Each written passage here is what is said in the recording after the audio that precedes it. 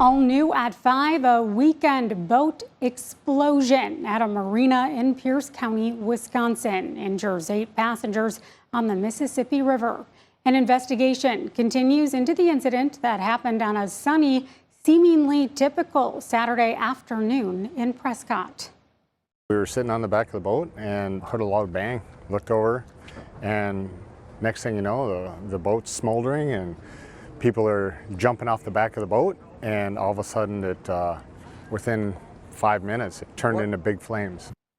Steve Schiller witnessed the explosion. This is video he took from a few hundred yards away. Schiller says it sounded like gunfire.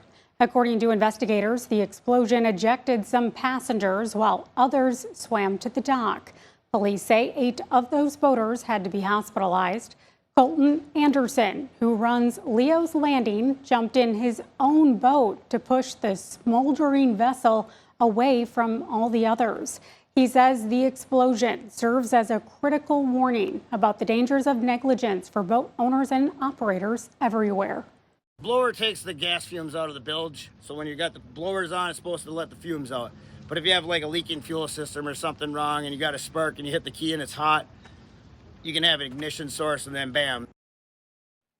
Based on the DNR's early investigation, it's believed the operator of the boat tried to start the engine twice before it exploded on the 3rd attempt. Another vessel was also damaged when the burning boat drifted into it, and that second craft also caught fire.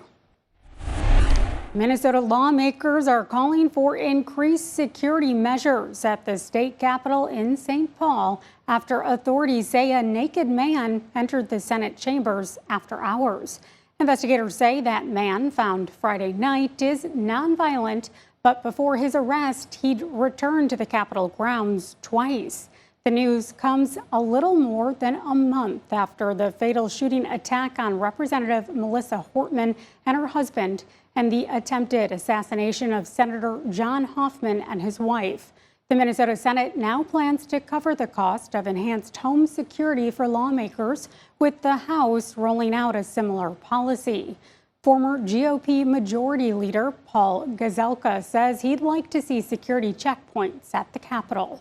Virtually every courthouse has that, and so that would be, to me, the number one thing that you should do. The number of attacks, mostly verbally, against legislators here in Minnesota and nationwide has risen dramatically in the last 10 years.